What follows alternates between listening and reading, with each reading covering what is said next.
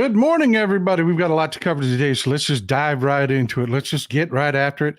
I was actually hoping today was going to be a foreign policy show, but we're just going to have just a little bit of foreign policy. Then we've got quite a bit of domestic news to cover. A lot of really interesting, very juicy things going on. So let's just get the foreign policy stuff out of the way. Israel attacked Iran. If you can call it that. Just the stupidest, most idiotic thing. After the IDF came out and assured everybody that they would not be attacking Iran and Iran proper, they did. But it is just, let me just, as you can tell, I'm just exasperated with this. It's just, this whole thing has been a comedy of, it's like watching two clowns fight it out with balloons. It's just, it's idiocy. You know, I explained the attack on Iran's attack on Israel. Yeah, we know why they did it. We know that it was pathetic. It was pathetic. Israel had the high ground. The IDF assured that there wouldn't be a response because Israel looked like the tough guy here. They just did.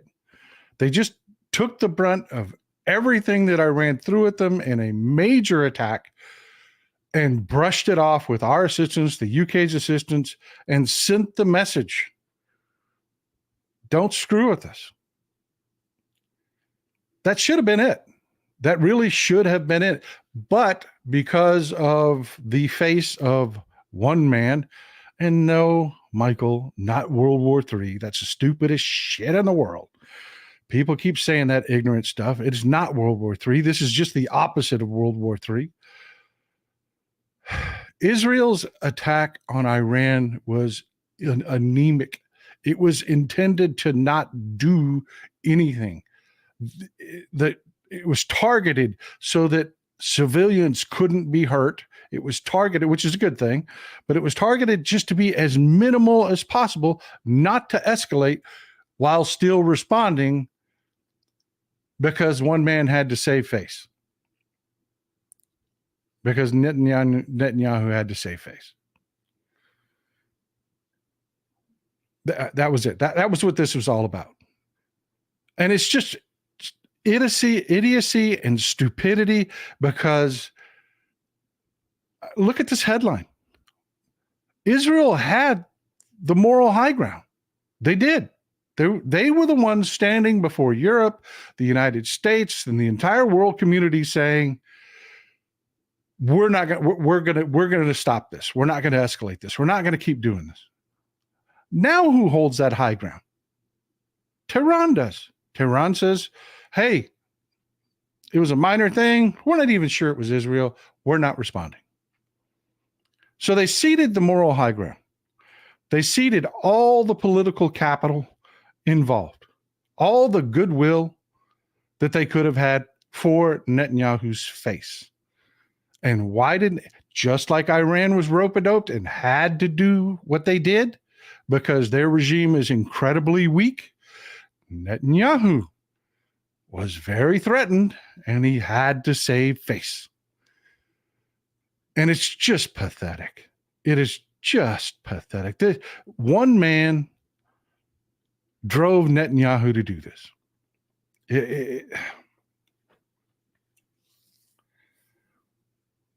Guy by the name of Ben-Gvir. He's the defense minister. When the IDF came out and said that they were not going to hit down Ben-Gvir, when they came out and said they weren't going to attack, Ben-Gvir here, who is the minister of defense, broke with his own ministry and put out a one-word tweet, feeble, attacking Netanyahu from the right. Ben-Gvir here is responsible for just about every idiotic thing the IDF has done since October 7th. He is a warmongering hawk. He is a radical. He has ties to the Republican Party here, the Jewish conservative movement here in the United States, love this frickin' guy. And he came out and called Netanyahu's government feeble. And not one word ensured that we were going to have a response. Instead of just ending it there, with Israel having the high ground, they gave it all away. Just surrendered it all for this jackass. So right now, Anthony Blinken is answering question after question after question with the same response. We did not endorse this. We don't endorse any kind of activity, any kind of attacks from Israel, yada, yada, yada. Over stupidity. They attack. Let me show you where they attacked. Catherine, I appreciate the support. I really do. I appreciate it. Thank you for the gift of your time. No, thank you for the gift of your time. I appreciate you being here. Let me show you what Israel did. This is Isfahan, Iran. If you ever get some time, if you're like me, you like history, you like architecture, take a few minutes to Google Isfahan. Isfahan is one of the few places on earth where you've had a radical Islamic regime not absolutely decimate the history. The architecture is amazing. It goes way back to the Persian Empire. It is a gorgeous city. I highly recommend it. Just spend some time Googling 5-10 minutes. Trust me, you'll love it. The hotels there are gorgeous. It is a really nice city. And it is dead in the middle. It is dead in the middle of Iran. And that was the point. There were a couple messages being sent with this anemic attack. They sent a couple rockets at an airbase in Isfahan to hit the outskirts of the airbase where it wouldn't do a lot of damage. It was intended not to escalate. It was a useless attack. It was useless. It was just the stupid, breathtakingly stupid. But the point was to show, hey, we can hit Isfahan, we can hit Tehran, we can hit Shiraz, we can hit any major city in Iran that we want to, which was pointless to send that message because the entire world already knew Israel had that capability.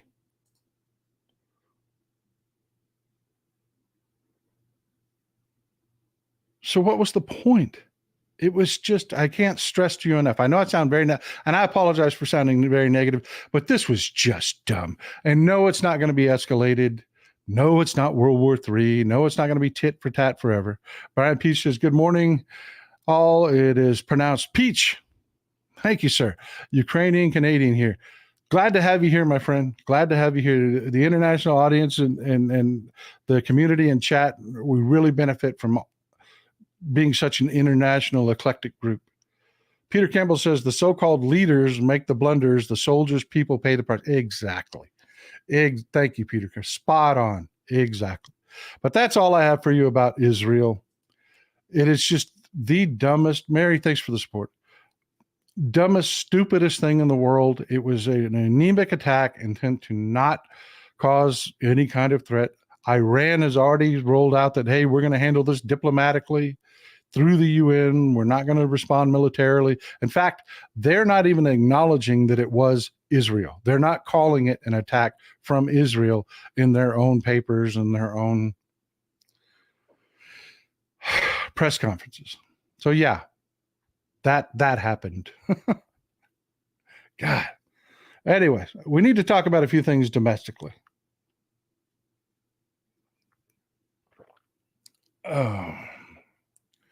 This, my friends, is Isabella Riley Moody. And I'm certain you probably haven't heard of her, but she is very popular on the right. This is her. Katie Carroll, good to see you. Thank you for the support, Katie. I really appreciate you. This is Isabella Riley Moody. And this is her with Abe Hamadeh. You remember him from the previous show where I showed you he was talking to Steve Bannon and they were really fretting about the dog catching the bumper on abortion and how upset they were about abortion and there's no good direction for. Yeah, this is the guy that was sitting there with Bannon, and the woman he's with is Isabel Riley Moody. She is a thing within the GOP, highly popular. She gets around quite a bit. This is her at Mar-a-Lago with, you see Anna Paulina Luna there in the middle there in the pink, at a Kerry Lake function at Mar-a-Lago. This is her with Brian Slayton from here in Texas. She gets around. She really does. Very popular in the Republican Party. Isabella Riley Moody. Again, this is her with Brian Slayton. Brian Slayton there on the right, the older gentleman. Well, that's the wrong way to put that. He is not a gentleman. Yeah, she sells a shtick. She sells a shtick. That's why she's here with Brian Slayton, where he was writing the disgusting legislation they put forward here in Texas to attack transgender people and, family values and all that crap. She sells a narrative. And then the whole theme for the show, folks, is Republicans are awful and they are fake. They are fake. If you want to just one testimony to that, this is Brian Slayton, the guy she just took the picture with. He was kicked out of the Republican Party here in Texas. Now, I know you got to be asking yourself, what the heck? How do you get kicked out of the Republican Party here in Texas? I mean, evil Popeye, Ken Paxton, had a guy that, had a contractor hire his mistress, move her to Austin, and they wouldn't kick Ken Paxton out. I mean, what else do you need in a corruption investigation besides a guy that is being investigated by the state and the feds, has the attorney general's mistress put on the payroll, then moved to the city where the attorney general can have more access to her? What else do you need? And they didn't kick him out. They didn't kick him out. I mean, what the hell did Brian Slayton do to get kicked out?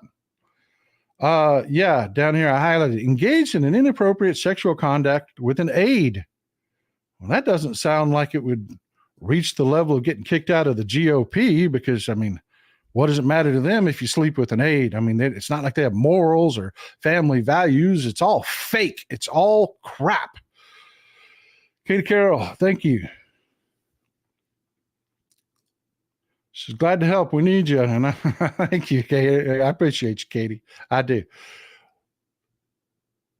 What did this guy do? The aide was 19. And he got her drunk and took advantage of her. So, yeah. That's the kind of guy, family values people that are out attacking transgender people here in Texas. You've got, Isabella Riley Moody and Brian Slayton and all of, just family values folks. Well, yeah, it gets better than that. This is also Isabella Riley Moody. And the family values, we are, wholesomeness.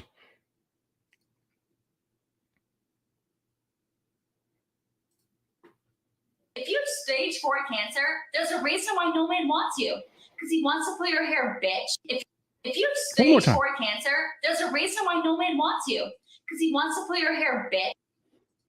Yeah, you heard that right.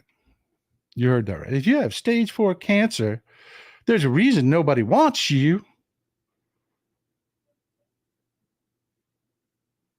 Yeah, that's Mrs. Republican family values there. And if you think that's the worst, no, not even close. This is also Isabella Riley Moody.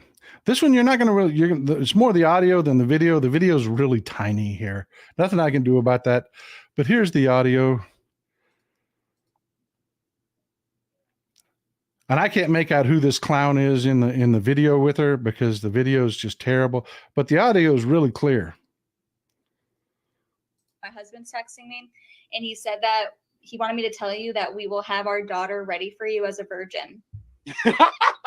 One more time. My husband's texting me, and he said that he wanted me to tell you that we will have our daughter ready for you as a virgin. Yeah. My husband just texted you that he will have our daughter ready for you as a virgin. This led me to a real conundrum. I don't show kids. I don't.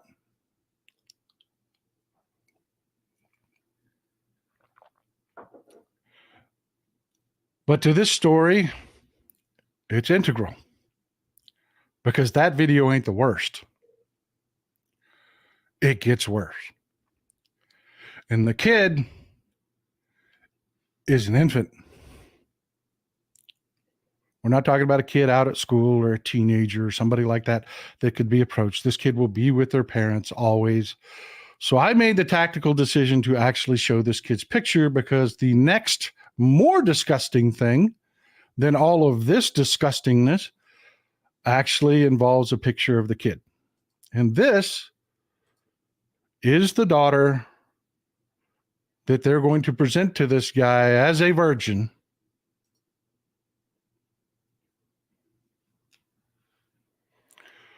She released a video of the daughter that I'm not going to play, where the baby they've taught to say the N-word as one of its first words. That baby. Both her and her husband have removed their accounts. And Mrs. Family Values here. Yeah, exactly, Katie. Exactly. What kind of a scum person would say that about their own child? I'm prepping my child for you as a virgin, and then teach their child to say the N-word. This is a woman hanging around with Anna Paulina Luna, with Abe Hamada. Do you think they don't say this stuff? This is what I'm trying to tell you. I'm from Texas, folks. These people say this crap out loud. This is what I'm trying to tell you. They are disgusting people. Just disgusting. And it gets worse. It gets worse for this reason. You got to be asking yourself, why do I got to know about this person? I never knew about this person before. I don't want to know about this person. Well, you need to know about this person. One, because, yeah, she has the ear of all the people I'm showing you. But two, she talks to your children.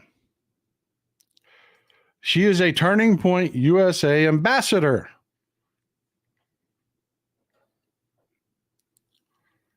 Let that sink in for a second.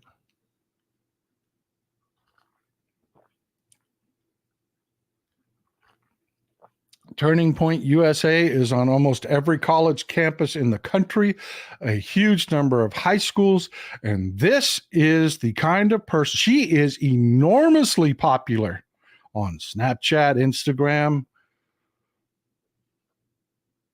Yeah, she talks to your kids. She is a Turning Point USA ambassador. And if you needed any more testimony as to what Turning Point USA is and what they say to your kids, Jimbo, Republicans are off the rails and the world is watching the train wreck. Yeah, they are. They are. And I am here to let you know, because I know you're not seeing it. Tell me you saw these videos before you came here.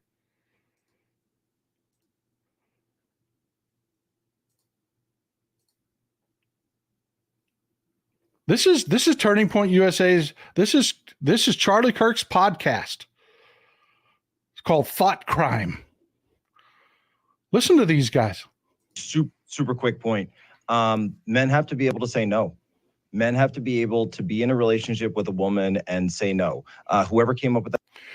I'm going to start this over. I need you. That's Jack Posobiec. He goes by the handle Jack Poso on X. Again, wildly popular among young people on the right. Wildly popular. Super quick point. Men have to be able to say no. Men have to be able to be in a relationship with a woman and say no. Whoever came up with that phrase, happy wife, happy life, is an idiot. And men need to stop believing that that is the only thing. And the most masculine word in the English language is the word no. Men being able to say no to women may be the one thing that saves Western society. I mean, happy wife, happy life. I agree with you, but it's, I think what Jack is saying it's totally fine to like use that as a little bit of a thing. It's okay. Jack, but I agree. No, it's important. Jack, are you saying it's really unhappy wife, happy wife? Unhappy wife, happy life? Yeah, that would be the counter. Dark. I don't think I can agree with that as a married man here, but No, maybe because Jack. the reason is because people take that to mean do whatever your wife says at all times, never push back, never stand up for yourself, always be a pushover for whatever she wants to say yes to, which is wrong. And so on its face, completely those agree. Like sayings, but this is the issue, that it makes men like, oh, whatever you want, honey bear. Yeah, I agree with you on that. Super quick point. Men have to be able to say no. Men have to be able to be in a relationship with a woman and say no. Whoever came up with that phrase, happy wife, happy life, is an idiot. And men need to stop believing that that is the only thing. And the most masculine word in the English language is the word no.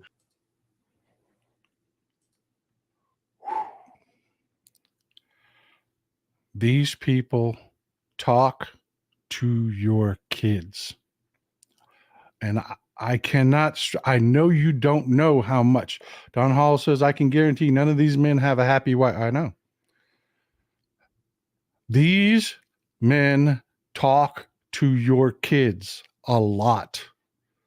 A lot. They are constantly recruiting people like Isabella Riley Moody, who's a groomer herself, by the way. She was married before met her now husband when he was 15 years old, and then married him when he was 19.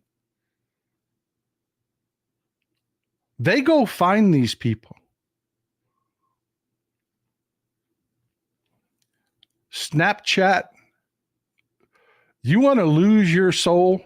Go spend some time on Snapchat. Listen to how much Andrew Tate and these people are all over talking to your sons. Makes me nauseous just sitting here thinking about it. Folks, I need you to understand.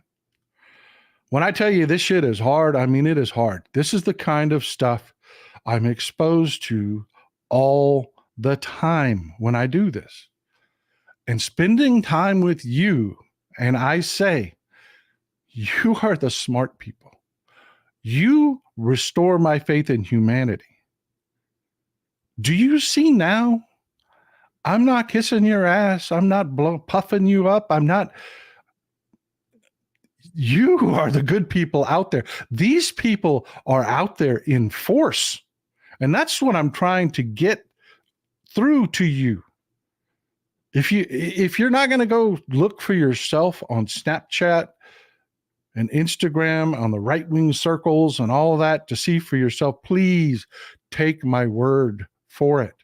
They're talking to your kids, man.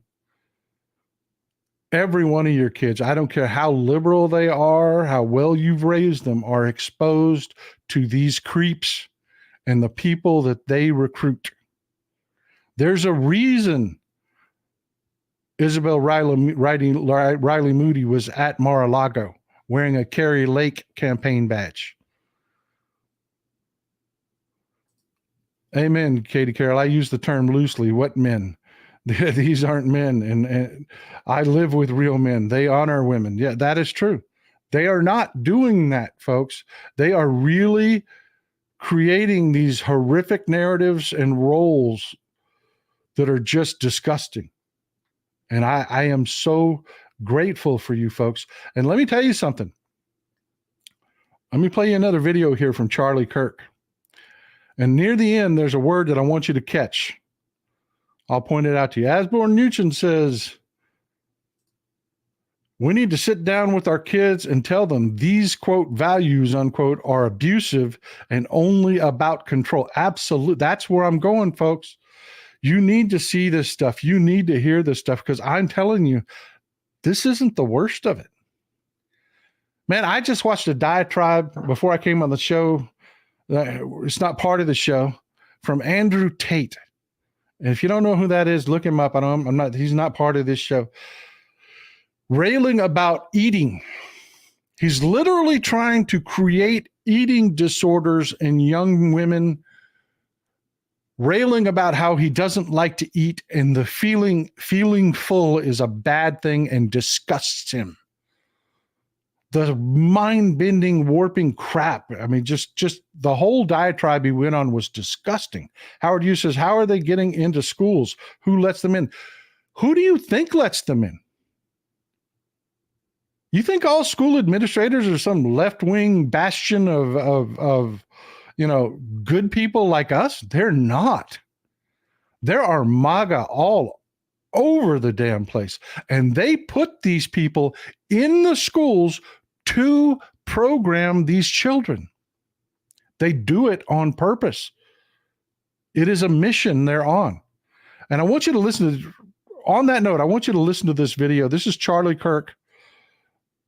This is his podcast that he has that he doesn't do with the other morons. It's not Thought Crime. This is the Charlie Kirk Show. Listen to what he says here. We are struggling right now as a movement to open up the necessary field offices to compete against Joe Biden. We had Citizen Kane on here, and this is, the Trump campaign is working really hard to fix Rana's mistake. Susie Wiles, Chris LaSavita, they're doing a great job of trying to fix what Rana left them. But here are the numbers, and the numbers are worth reporting. In the state of Georgia, Joe Biden has 14 field offices. In the state of Pennsylvania, Joe Biden has 14 field offices. In the state of Michigan, Joe Biden has 20 field offices. In the state of Wisconsin, Joe Biden has 44 field offices. In the state of Arizona, Joe Biden has 8 field offices. In Nevada, Joe Biden has 2 field offices. Between all of them, Joe Biden has 450 full-time people on staff in 9 states, and all 9 out of 9 swing state directors. Now, based on all of our data, we do not believe Donald Trump has a single field office in any one of those states yet open. I'm sure they're trying to fix that. And he has 5 staffers. So Joe Biden has 450 people. We have 5, and 2 out of 9 of the swing state directors have been hired. Now, thankfully, we at Turning Point Action, we have well over 100 people now chasing ballots in Arizona, trying to close that gap. Now, wait a minute. I'm going to pause it right there and back it up just a little bit. Did you hear that? Did you hear what he just said? Let me play it one more time. Now chasing ballots in Arizona, trying to close the 9 of the swing state directors have been hired. Now, thankfully, we at Turning Point Action, we have well over 100 people now chasing ballots in Arizona, trying to close that gap. And that does not count Joe Biden's advertising advantage. It does not count his. Did you hear that? They're not just recruiting your kids and selling your kids just insane garbage to fill their brains. They're using your kids. I did a story about 6-8 months ago on these guys recruiting kids to act as trolls on social media. All that negative crap that gets repeated to you, they send templates out to these kids, and these kids are attacking left-leaning people, left-leaning creators. I guarantee you, some of the trolls that show up on my posts are this guy's minions, recruited out of the school. Your kids, they're recruiting out of the schools. And he's saying it, the quiet part, out loud. The Trump campaign, they ain't doing crap because Trump's sucking up all that money as fast as he can. But Turning Point USA, they're being Trump's field offices. I'm telling you, these youth movements, they are the HJ. You know what the HJ is? Y'all are very well versed, very well educated people. Y'all know what the HJ was? The Hitler Union, the Hitler Youth. That is absolutely who these people are. They are Trump's Hitler Youth. And they are full of these god-awful, horrific people. And they are not hiding the fact that they are overtly Trump's field offices on the ground. It's nauseating. It's disgusting. It is sick. And let me tell you, they're more than happy to push this fake agitprop astroturf, which leads us right into our next story. Y'all remember this? This was the Chick-fil-A chick. Michaela Montgomery is her name. Look, everybody has campaign events. Everybody does, where they'll bring their people in and they act ecstatic and they try to get people to excited and all that other stuff. What Trump, Turning Point USA, and the Trump campaign, and people like Michaela Montgomery is a Republican operative. She works with the Georgia Republican Party and arranged this campaign stop with young black people to pretend, and this is where it's nefarious, to pretend that she was just some average black person on the street and average black people just love Trump. I'm not kidding or being hyperbolic when I say that. They literally use those troll armies to saturate social media with that message. Oh, look, man, Biden's in trouble. Black folks love Trump. It was everywhere, all over social media, especially X-Chan. Peter Campbell says, hey, Charlie, in case you missed it, Trump is stealing all the money from the GOP. No kidding. No kidding. Katie Carroll, thank heavens these people are so stupid. They keep telling us what they want and what they are doing. Katie Carroll, I appreciate all your support. I really do. You keep the lights on around here. Asborn Newton, these people are dangerous. Modern versions of Joseph Goebbels using the playbook of the Exactly. My friend, spread the word up in Norway. Spread the word. I'm fighting it here, but they're here, and I'm having to fight them. It's horrible. It is horrible, and it's not. What's nefarious about it is, again, they're trying to present this faked troll message. Not that this is a campaign event. Everybody does campaign events. There would be nothing wrong with it if it was just a campaign event. If this woman wants to be a Republican, more power to her. You know, we believe in freedom in this country. Go ahead. But when you do that crap of pretending that you're just a lay person and trying to sell it as you're just a lay person, it's not, it's fake. It's astroturf. It's agitprop. They did it again just yesterday. This is Trump at a bodega in New York City. And again, they portrayed all of this as though it was just organic.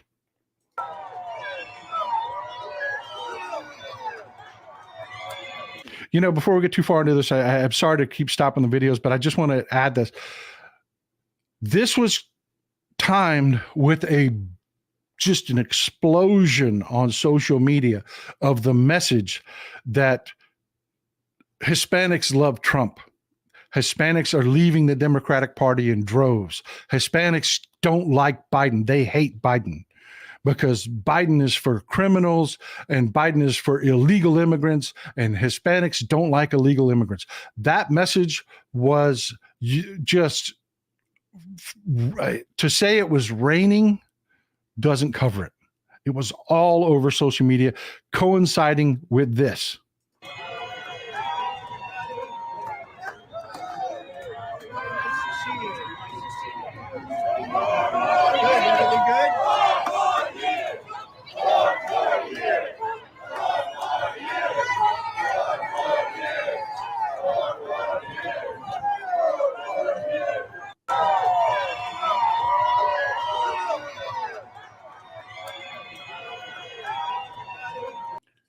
Now they're presenting that 4 more years, as though it was just something that really just happened.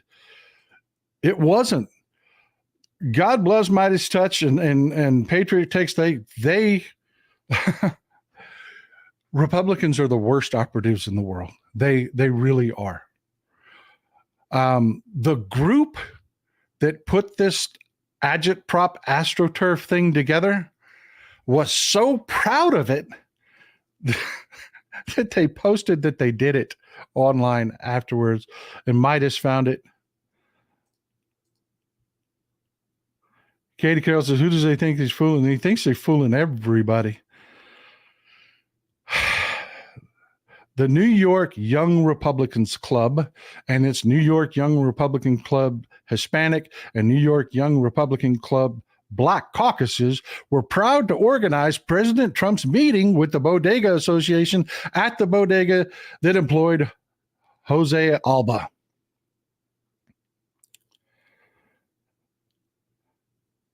He was met with resounding cheers of 4 more years in USA, Trump 2024. Yeah, it was all astroturf. But this one is worse. This one has the Murdochs working with him. I mean, it's bad enough just to just pretend, and do this whole troll attack that online and try to convince people. This one actually has media support behind it. The New York Post is a tabloid in New York City. And do me a favor, folks, hit the thumbs up button. Let's get as many people as we can. If you hit the thumbs up button, the algorithm will invite more people in. Everybody needs to hear this stuff. So please take a second to just hit the thumbs up button if you can. So after, and God bless Midas for finding it, but this is Trump after celebrating how well this operation got pulled off, okay?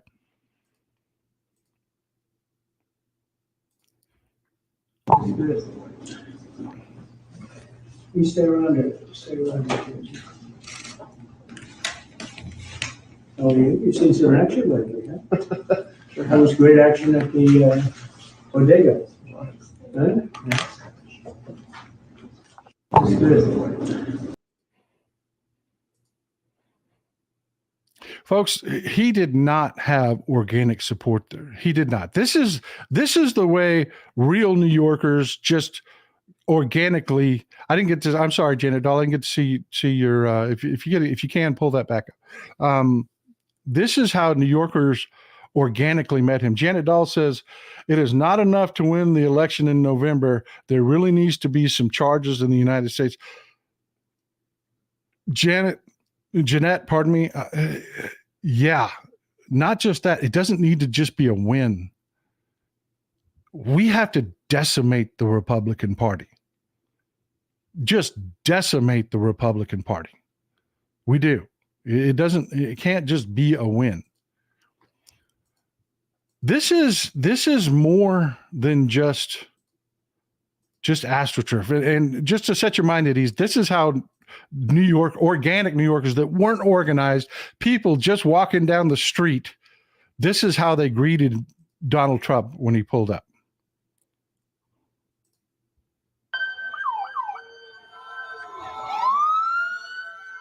Yeah, fuck you.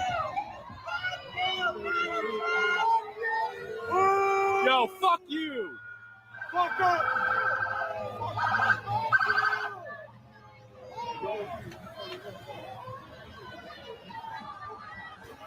Everybody with the middle finger screaming at that's how your average New Yorker greeted him. It was not that 4 more years from the New York Young Republicans. Let me tell you, the New York Young Republicans, you can go back to Midas Touch and catch a video I did on them where Marjorie Taylor Greene was speaking to the New York Young Republicans talking about dildos. That wasn't a slip of the tongue. She gave a speech before the New York Young Republicans talking about dildos. I'm not kidding. Christopher Jones says, I always learn so much from your live shows. Sending you love from Houston. I'm glad you're here, my friend. I'm glad you're here, and thank you very much for the support. Y'all keep me doing this full time. Folks, this is actually much more nefarious. This is an attack on Alvin Bragg. This is the New York Post is owned by the Murdochs, and they attack Bragg constantly. That bodega that he went to, it wasn't accidental that he went to that bodega. See, there was an event that happened back on July 1st, 2002. A woman walked into that bodega and tried to buy something with her EBT card.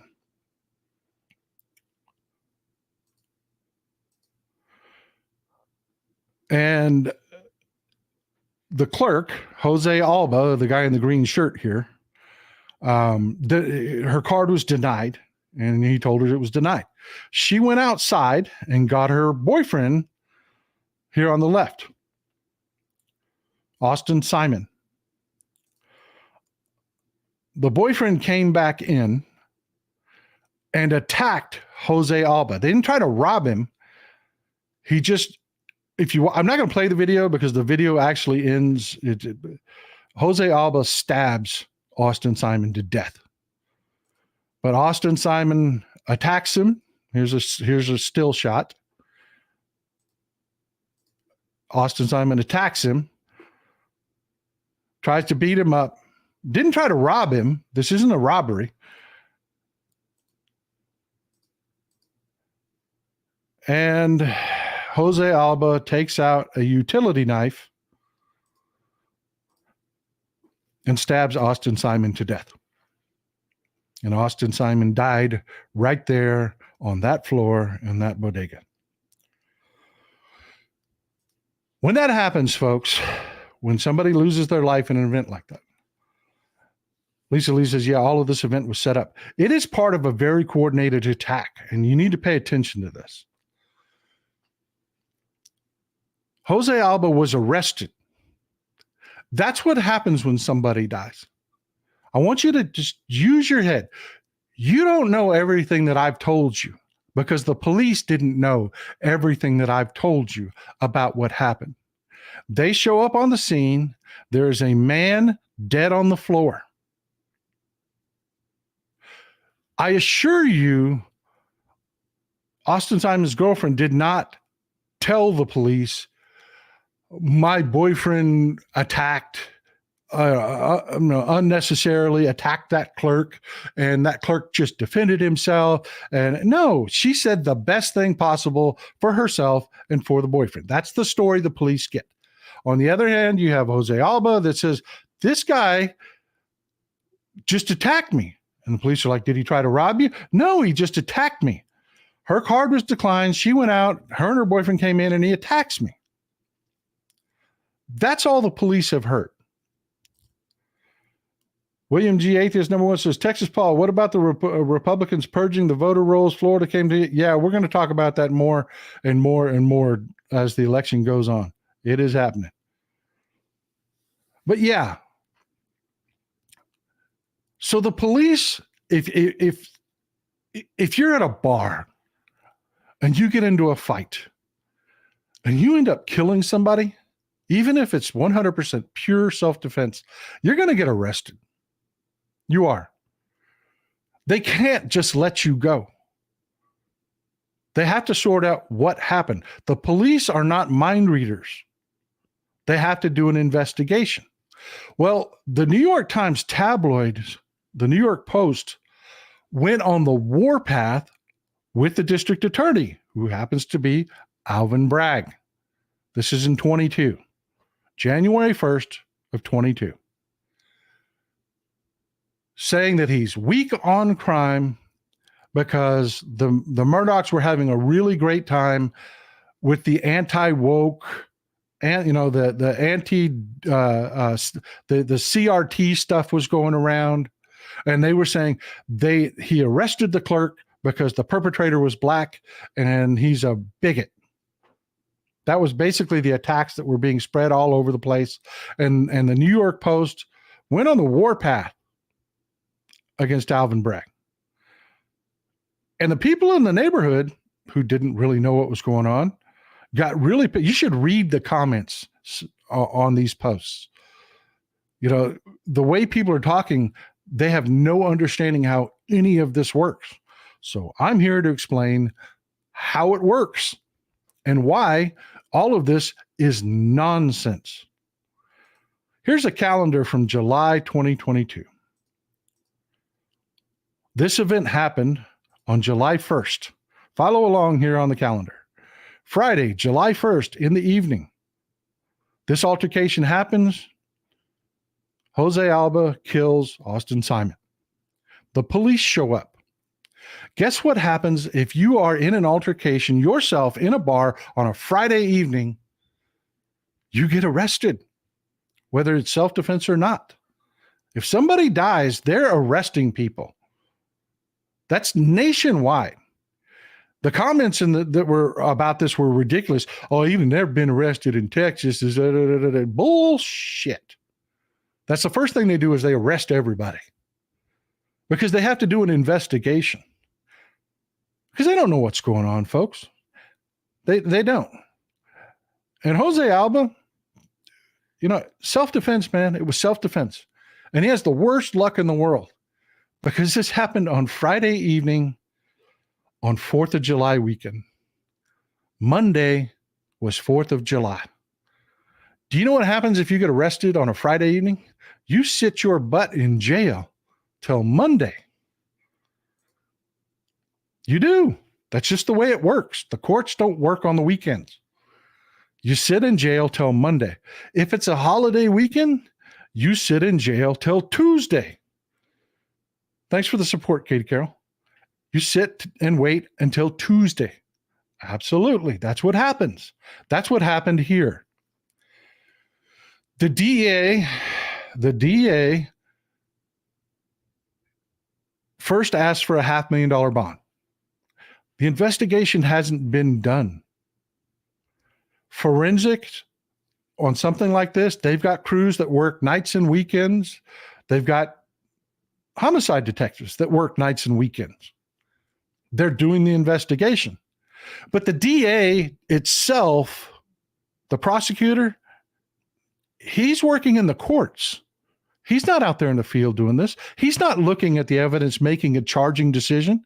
He's waiting for the police to do their investigation, in which case, let's say the investigation's done.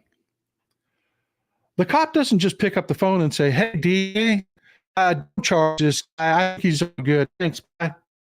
No. They take all of the evidence, they pull it together, they write a report. Oftentimes to expedite, like they did in this case, they'll actually sit down and have a meeting where the entire report doesn't need to be finished, but it takes a while to put this report together. Meanwhile, Jose Alba, due to just sheer bad luck, is sitting in jail. And he sat in jail until the 5th on Wednesday. The 6th on Wednesday.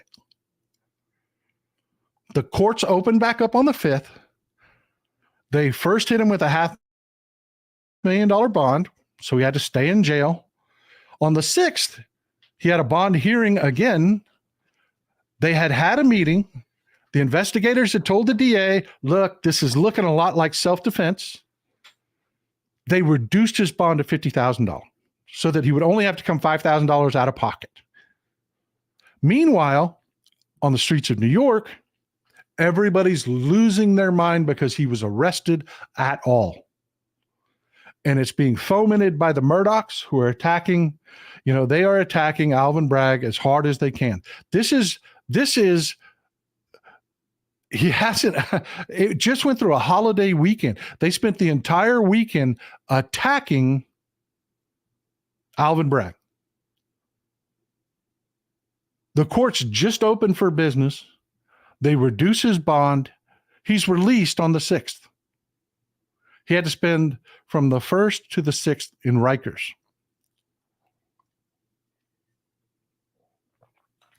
That's normal. That's normal.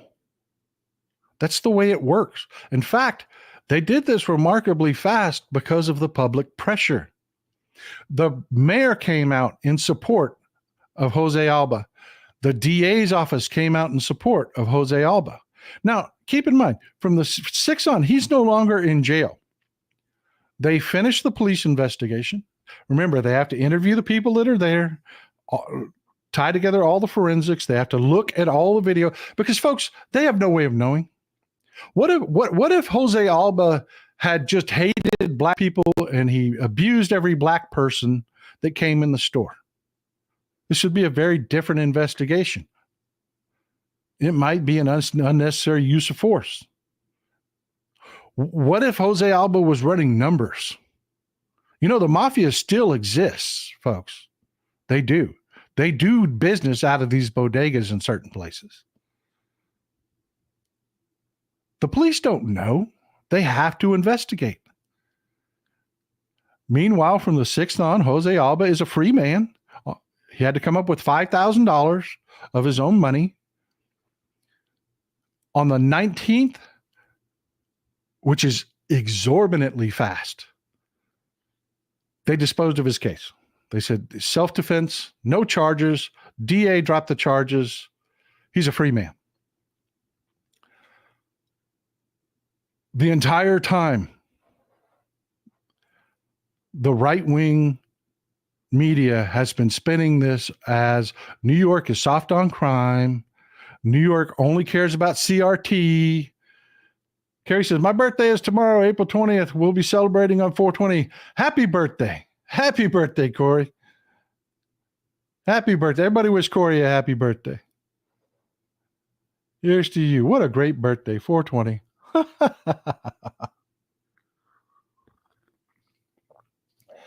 But I just want you to think about that, folks. These two things have been going on. You've got the court system, which is moving heaven and earth to dispose of this because the mayor, the DA's office is everybody's like, you know, got this hot potato. They're on Jose Alba's side. Yes, it was self-defense. Let's get this done. By the 19th, his case is disposed of. No charges. He's suing the DA's office. And this is why they had to take their time to do the report and why the charges couldn't be dismissed immediately. Why they have to cross all the T's, dot all the I's. He is suing the DA's office. Thanks for the support, man. I appreciate you. Because he had to spend 6 days in Rikers. Because he had the misfortune of being arrested on a weekend and a holiday weekend.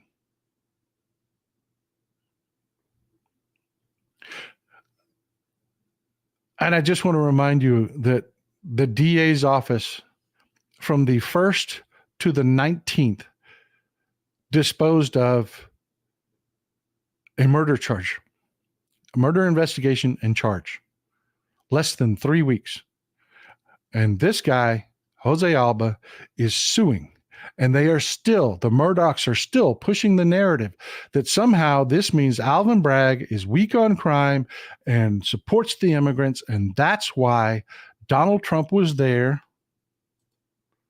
That's why Donald Trump was there at that particular bodega yesterday to be part of that attack on the same DA that is prosecuting him because he is trying to sell the same narrative.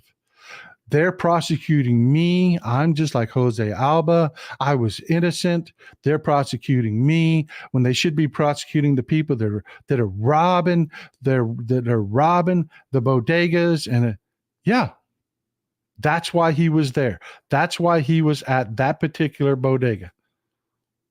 It's always made up AstroTurf crap. That's why the New York Young Republicans Club went out, recruited a bunch of people to cheer for Donald Trump and put this narrative in place. Grumpy Cat says, so Trump is trying to compare himself to Alba. Absolutely. Absolutely. And it's always made up crap. And it is always, always fake outrage. And the Murdochs are absolutely, with the New York Post, fomenting this.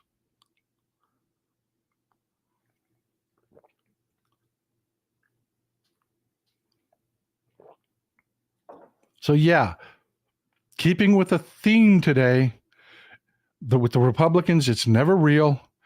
It's always made up crap. Speaking of which, everybody's super excited.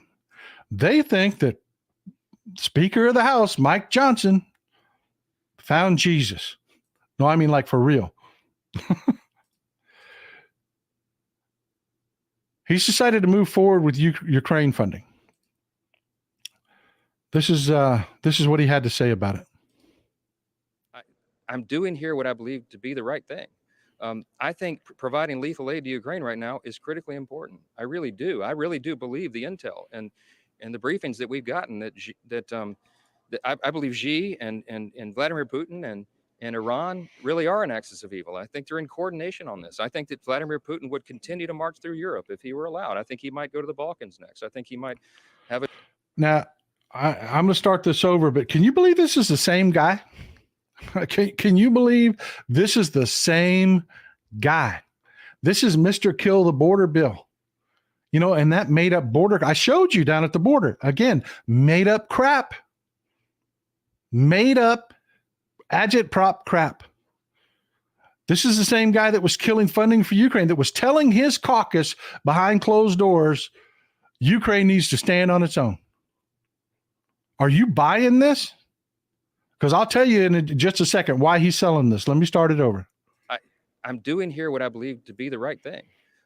I think providing lethal aid to Ukraine right now is critically important. I really do. I really do believe the intel and the briefings that we've gotten that I believe Xi and Vladimir Putin and Iran really are an axis of evil. I think they're in coordination on this. I think that Vladimir Putin would continue to march through Europe if he were allowed. I think he might go to the Balkans next. I think he might have a showdown with Poland or one of our NATO allies. To put it bluntly, I would rather send bullets to Ukraine than American boys. My son is going to begin in the Naval Academy this fall. This is a live fire exercise for me, as it is so many American families. This is not a game. It's not a joke. We can't play politics of this. We have to do the right thing. And I'm going to allow an opportunity for every single member of the House to vote their conscience and their will on this. And I think that's the way this institution is supposed to work. And I'm willing to take personal risk for that is not the way he believes the institution is supposed to work. Don't buy an ounce of that crap.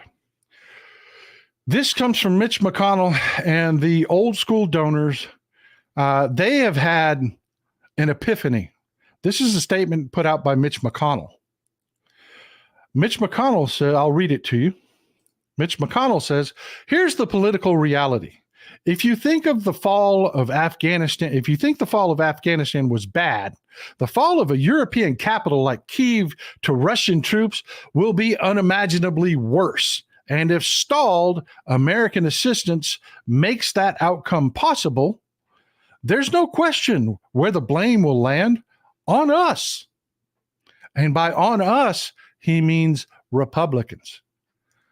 They have finally had the epiphany that what they're doing for Putin to get those checks isn't because Putin's their friend. It's because when they do this, their party ceases to exist. You know, I've been saying forever the Republican Party is dead. These guys finally figured it out. What they're doing to collect those checks it will be the absolute end of their party. When you have the visualization of Russian troops in Kyiv, everybody blames the Republicans. Everyone. And they don't survive. Because just like World War II, once that fighting begins, you know, we had Hitler supporters here in the United States. They went completely mute after Pearl Harbor. You know, for all the things you can say about Glitch McConnell, he is not politically stupid. And he got a hold of Mike Johnson, and they have gone to war with the Freedom Caucus. And the Freedom Caucus is in a panic. They have recruited members of their own caucus to stand guard on the House floor because the Republicans are having a little civil war of their own. They call it I'm not kidding. They did this, not me, not anybody else. They named this themselves. The Floor Action Response Team, or FART. They did that on purpose. You know, I've always called Marge, Farty Marge, the elevator flatulator, because she talked about how masks don't work because when she busts ass inside her thickest pair of granny panties, you can still smell it. So I've always called her Farty Marge. They're legislators, and they literally just called this movement FART on purpose. And what it is they're watching round the clock, making sure Mike Johnson can't get to the floor, call a quorum, and start kicking Freedom Caucus members off of the House Rules Committee.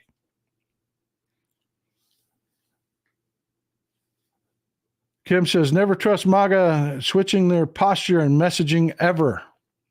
Yeah. And believe me, the members of the Freedom Caucus have figured this out, that they're on the losing end of this. So they're having this vigil to make sure their members can't just be politically slaughtered by Mike Johnson and the Republicans. At the same time, they're going on Fox News assuring everybody that they have no intentions of taking out Mike Johnson. The Freedom Caucus has surrendered. They've rolled over and shown their bellies. You got Bob Good of Virginia, who's the head of the Freedom Caucus, who's come out on Fox News, publicly said, no one is going to move to vacate Mike Johnson. Mike Johnson has come out and said, these rules that we have are stupid. We're not going to do it. It's all fake. It's all for show. It's all crap all the time. They don't support Ukraine. They've figured out it's political suicide to let Ukraine lose. And that's it. That's it. They're not doing the right thing. They're just trying to survive. So all of this talk that you're about to hear, like you just heard from Mike Johnson about how, I believe this is the right thing. No, he doesn't. He said behind closed doors, he doesn't want to support him at all.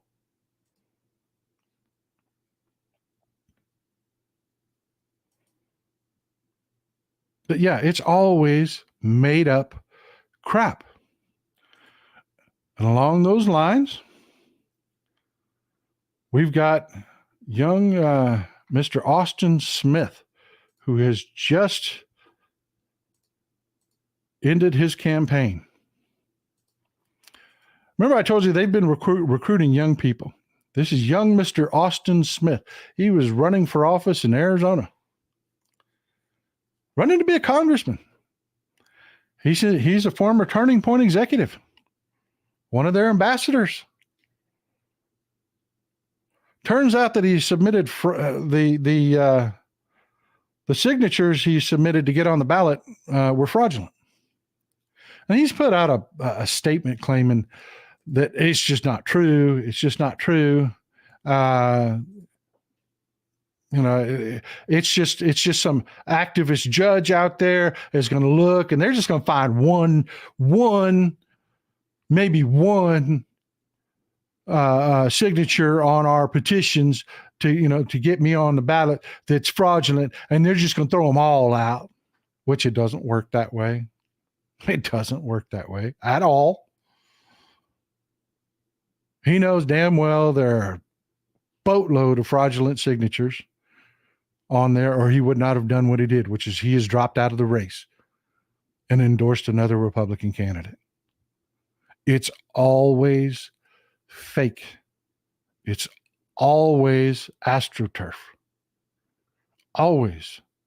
They can't even get on the ballot following this. That's why they're always attacking you about voter fraud. Because they do it. They can't believe you don't. They forge the signatures. They can't believe you don't. It's all fake all the time. Katie Carroll, Republicans will do and say anything to stay in power and then sit and do nothing. Exactly. Exactly. And let me tell you, folks, it's on everything. Here's old Chip Roy. Just minutes after he just went on just railing about forgiving school debt because his wife was a single mom and she's paying her school debt, her school loans. She was a single mom when she got those loans. I got news for you. Mrs. Texas Paul was dealing with something worse than being a single mom when she got her school loans. And she paid hers off. And you know what her attitude is? Good. I don't want anybody to go through what I went through. Forgive those loans. But not old Chip Roy. Not old Chip Roy. Not Chip Roy's wife. They're like, screw everybody else. I had to pay it. You got to pay it. Just nastiness all the time. So old Chip Roy, after railing about that, he says this. And that core aspect of the American dream is what currently is increasingly unattainable for the vast majority of Americans. Too many Americans today are looking out and saying, I cannot live as my parents and my grandparents did. I can't afford to buy a house because interest rates are so high and houses are so high. I can't afford to buy a car. I can't afford to buy groceries. I can't figure out how to manage to keep my family safe and secure. And that core aspect of the American dream. You know, we're literally, our economy's leading the world. And he's sitting there with this bullshit, fake, AstroTurf garbage. Let me tell you, he's talking about interest rates are so high, people can't buy a house. My sister bought a house at 15, 16% interest, folks, back in the 80s. You ain't seen high interest rates. This is just a reality check.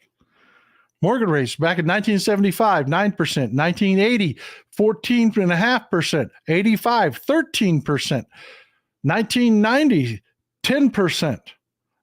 The year 2000, 8%. 2010, they start to come down because what happened in 2008? The complete collapse of the economy thanks to George Bush. Remember? Let the auto companies die. That's what old Richard Shelby and the Republicans were saying. Let the auto industry die back in 2007, 2008. That's capitalism. So the economy goes south. Interest rates have to come down. Interest rates are the throttle on the economy. If the economy is good, interest rates go up. If the economy is bad, interest rates stay down. The Obama administration busted their ass to get the economy back on track, and that's why interest rates from 2010 to 2005 mortgage rates went from about 5% down to 3.75%. Because they were lowering those interest rates to keep the economy moving and chugging along. In 2020, after almost 4 years of Trump, the economy is still struggling. The interest rates are down to 2.77% for a mortgage on average because the economy had to have those low interest rates. Then, of course, Republican, it collapses again under COVID.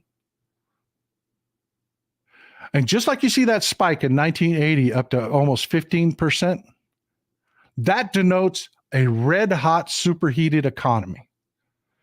Just like that, after COVID, in 1980, it was the oil embargo that shut down the economy. After something like that happens, when the economy comes back online, it explodes. It always does. Just historically, economically, that's the way it works. And I know there's some folks, y'all remember the oil embargo. Y'all remember the gas lines not being able to drive anywhere where there was fuel stations with lines around the block? It was a lot like COVID.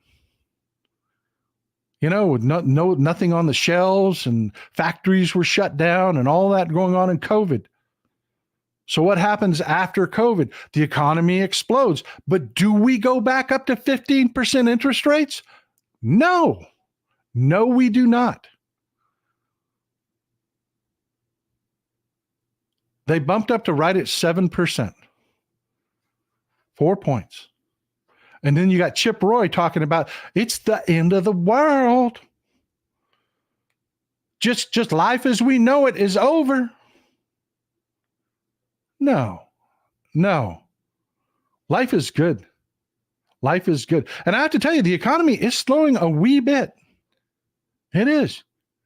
But interest rates at 7%, they have scheduled 3 cuts to the interest rates over the next year.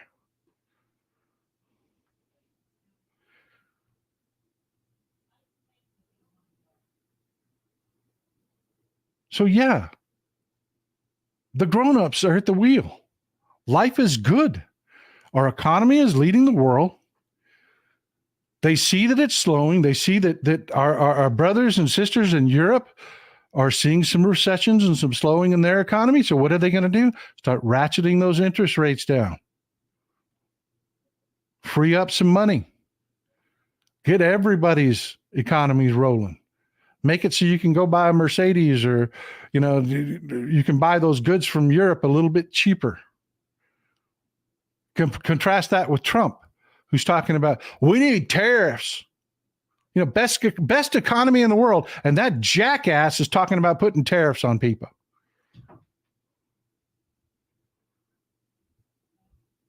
It's all crap, man. It's all fake. They have nothing. And it's really taken its toll. You got another retirement, by the way. Jake Lautner from Kansas. He's in one of those tortured districts, so it's going to be a tough pickup. But hey, with what the Republicans have been doing, we got a shot. He's in Kansas's 2nd district. Kansas's 2nd district is one of those tortured districts that are gerrymandered to kind of stay on the outskirts of every major town so that they peel off votes. Yeah, Jake Lautner's had enough, man. He's had enough. He's retiring. He's not doing this anymore. We need to look at that one. We might have a shot at picking that one up. Marcia Sands says, thank you, Texas Paul. I appreciate your clarity. Hey, that's what I'm here for, folks. That's what I'm here for. And you know, it's not just that kind of stuff, folks. They're going after our institutions with this fictional garbage.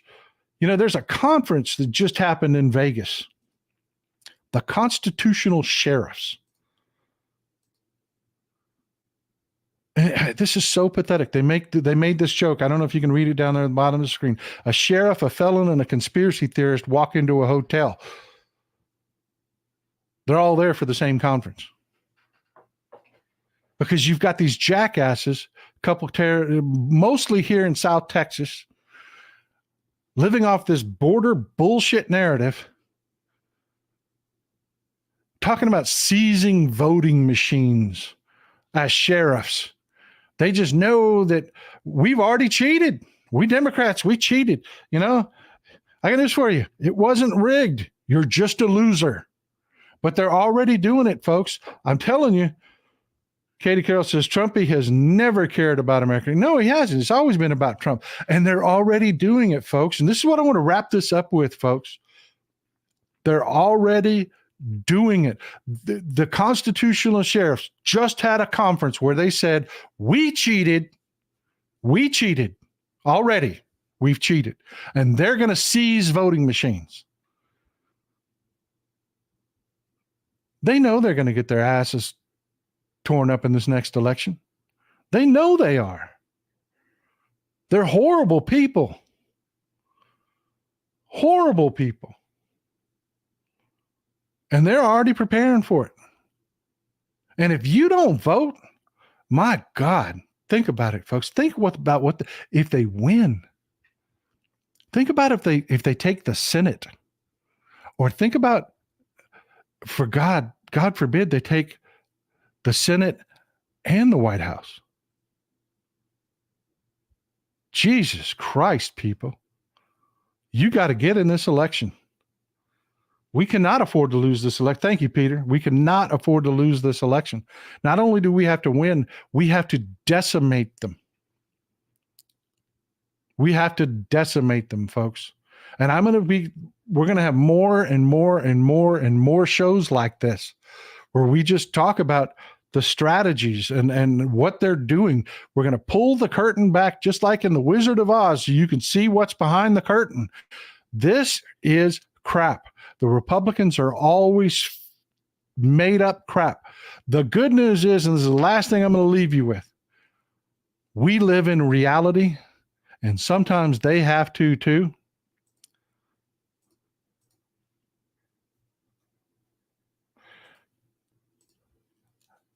This is Tyler McBrien. He's with Lawfare. He's covering the Trump trial.